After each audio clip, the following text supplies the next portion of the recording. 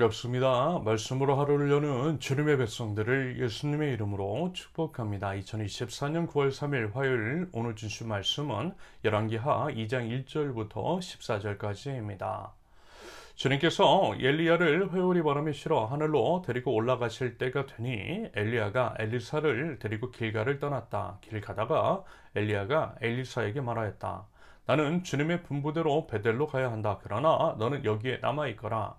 그러나 엘리사는 주님께서 살아계심과 스승께서 살아계심을 두고 맹세합니다. 나는 결코 스승님을 떠나지 않겠습니다 하고 말하였다. 그리하여 그들은 함께 베델까지 내려왔다. 베델에 살고 있는 예언자 수련생들이 엘리사에게 와서 물었다. 선생님의 스승을 주님께서 오늘 하늘로 데려가려고 하시는데 선생님께서는 알고 계십니까? 엘리사가 말하였다. 나도 알고 있으니 조용히 하시오. 엘리야가 엘리사에게 말하였다. 나는 주님의 분부대로 여리고로 가야 한다. 그러나 너는 여기에 남아있거라. 그러나 엘리사는 주님께서 살아계심과 스승께서 살아계심을 두고 맹세합니다. 나는 결코 스승님을 떠나지 않겠습니다 하고 말하였다. 그래야 그들은 함께 여리고로 갔다. 여리고에 살고 있는 예언자 수련생들이 엘리사에게 와서 물었다. 선생님의 스승을 주님께서 오늘 하늘로 데려가려고 하시는데 선생님께서는 알고 계십니까? 엘리사가 말하였다. 나도 알고 있으니 조용히 하시오. 엘리야가 엘리사에게 말하였다. 나는 주님의 분부대로 요단 강으로 가야 한다. 그러나 너는 여기에 남아있거라.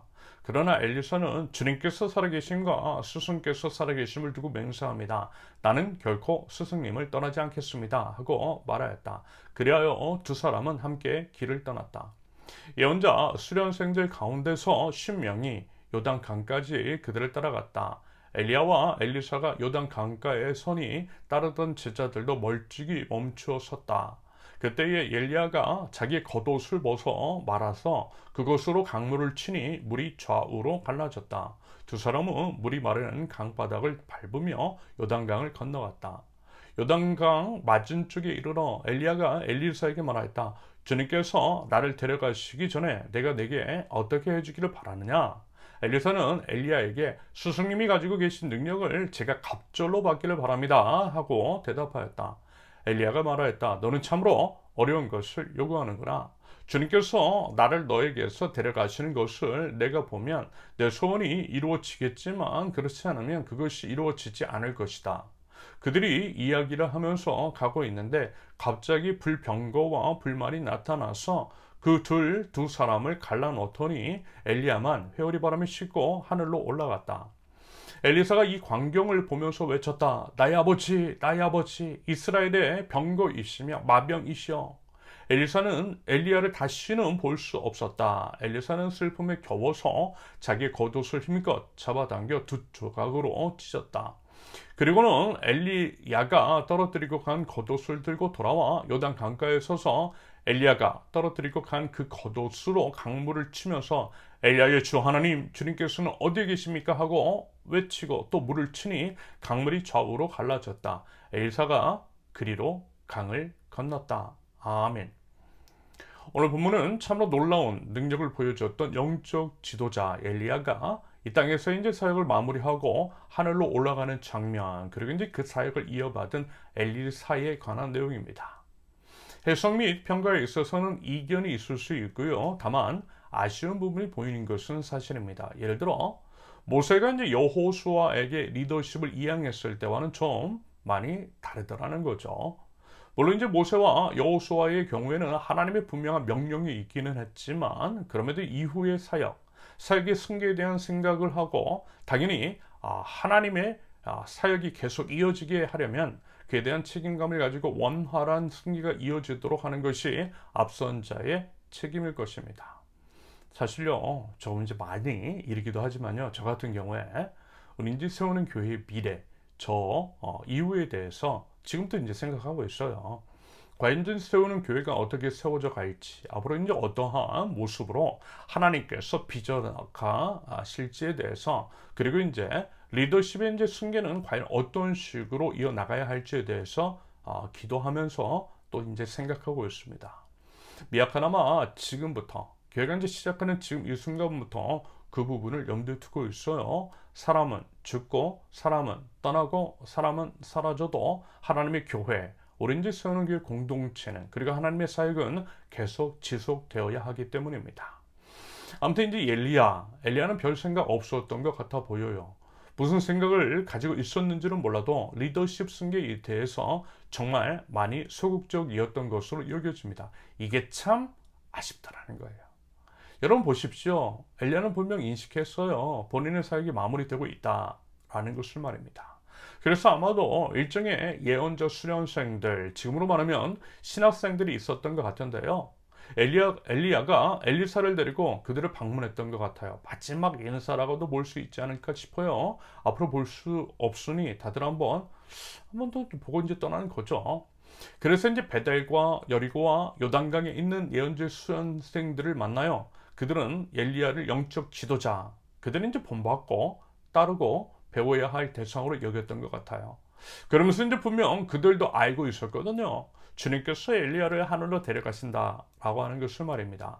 말씀 가운데 분명 그 내용이 기록되어 있어요. 그러면서 이제 대신 누구를 엘리야의 후계자로 세울지에 대해서 궁금했을지 몰라요. 일종의 구심점이 필요하기 때문입니다. 아니면 정확한 후계 구도가 세워지지 않으면 일종의 이제 혼란 또는 분열도 일어날 수 있기 때문에 충분히 이런 기대감이 있었을 것 같아요. 사람 마음 다 그렇다는 것입니다. 그런데 그에 비해서 엘리야는 아니었다라는 거예요. 그럴 생각도 마음도 없었던 것 같습니다. 반면에 엘리사는요, 좀 달랐어요. 엘리사는 뭐랄까, 거룩한 열정 혹은 거룩한 야망 같은 것들이 있었던 것으로 여겨집니다. 예를 들면요, 이런 마음인 거죠. 하나님께 쓰임을 받고 싶은 마음, 나도 좀 써달라고 하는 좋은 욕심 같은 것. 여러분 무슨 느낌인지 아시겠죠? 하나님께 사랑을 받고 싶은 마음, 여러분 그건요 좋은 거잖아요. 하나님의 입장에서도 분명 그 마음, 그 모습 좋아하시고 예뻐하셨을 것 같아요. 여러분 부디 그 열정, 하나님에 대한 뜨거운 사랑, 쓰임 받고 싶은 그 마음이 저와 여러분들 안에 가득할 수 있기를 바랍니다. 그래서 보세요, 엘리야는 자꾸만 따라오지 말라고 하는데 어떻게 해서든 엘리야가 하늘로 올라가기 전에 받을 수 있는 모든 것들, 소위 영적인 능력 같은 것들을 사모하는 마음, 그 열정이 가득했어요. 그래서 계속해서 따라다녀요. 오지 말라고 하는데도 꿋꿋하게 따라다니더라는 것입니다.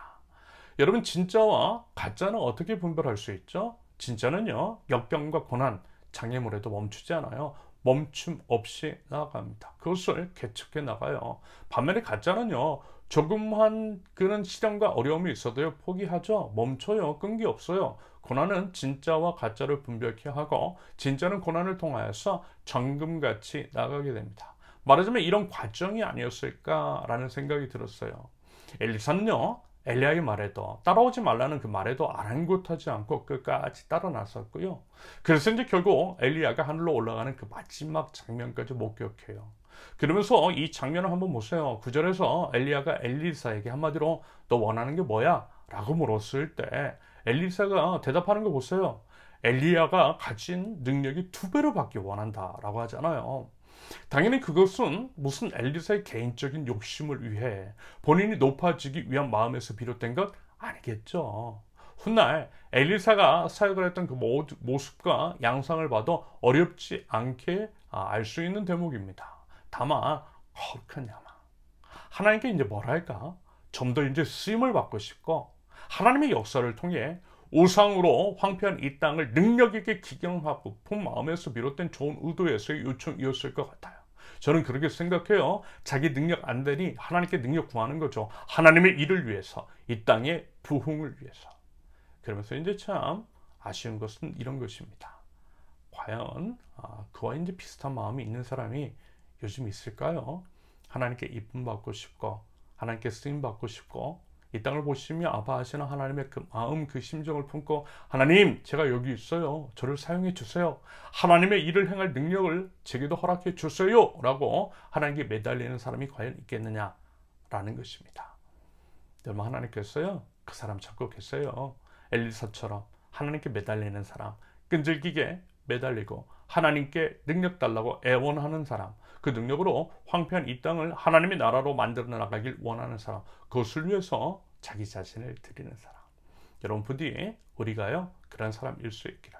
거룩한 야망을 가지고 하나님의 나라를 위해서 쓰임 받을 줄 아는 하나님 나라 백성, 저와 여러분들을 쉴 수 있기를 예수님의 이름으로 축원합니다. 함께 기도합니다.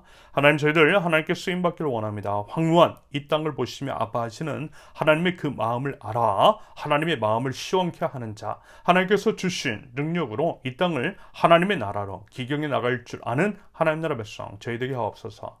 하나님을 사랑하고 하나님의 교회를 사랑하며 하나님의 뜻이 이 땅 위에 온전히 세워지는데 저희 마음과 뜻과 생각과 모든 삶을 들을 줄 아는 믿음과 헌신과 용기, 그리고 그에 따른 실천적인 삶을 하나님 허락하여 주시옵소서. 예수님의 이름으로 기도합니다. 아멘. 하나님께서 오늘 주신 말씀과 각자의 기도 제목을 놓고 우리 잠시 기도합니다.